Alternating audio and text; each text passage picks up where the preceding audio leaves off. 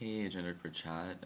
It's Thursdays with Jan, and I'm really sorry to have missed last week. I'll make up for that topic next week, which was gender and education, because I still actually uh, find it a really interesting topic. But I've just been really busy with school, and I had to record this video before my teammate comes over. So, getting myself out of bed was a nightmare this morning. um, okay. So this week's topic is your personal evolution. How did you become the person that you are? So my personal evolution. Um, I, I've mentioned this in previous videos.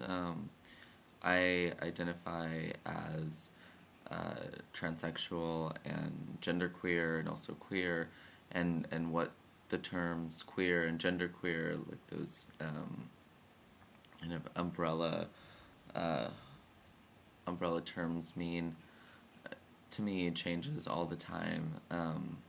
And so I never thought of myself uh, as a man trapped inside a body.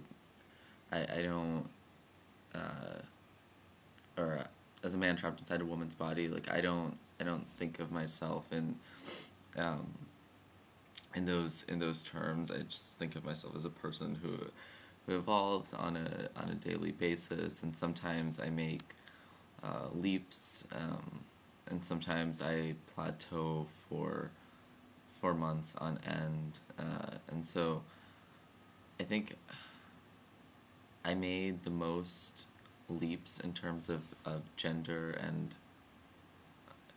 identity, and even to some extent sexuality in um, 2009, and that was when I found Genderqueer Chat on YouTube, and it was also when I found trans community in LA, and that happened largely because I went through a ton of meetup groups, just like online meetup groups, until I finally found the first uh, trans or gender variant group. And I was also reading a lot of blogs, like a lot of feminist blogs, trans blogs.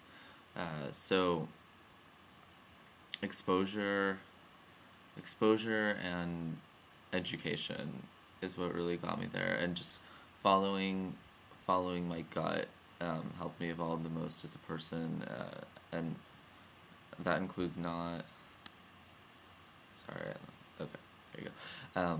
That includes not settling for an identity or for identities that didn't feel 100% authentic to me. Um, and that also included really putting myself out there, and I guess not being afraid to be vulnerable or confused or wrong, or not being afraid to change my mind, just trying on different identities and not being afraid to change my mind. Let's see what else I have.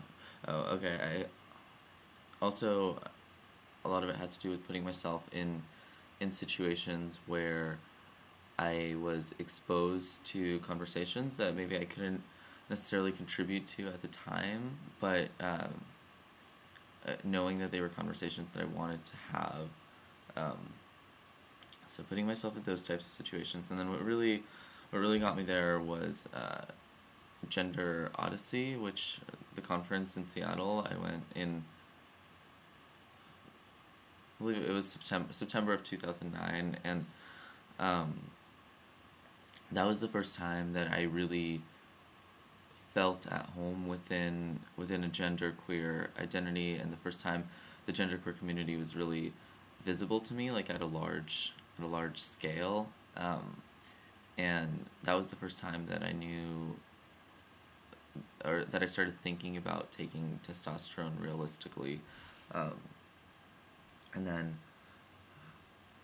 let's see, what after in September it was also when I left and I backpacked through Europe, and while I was doing that,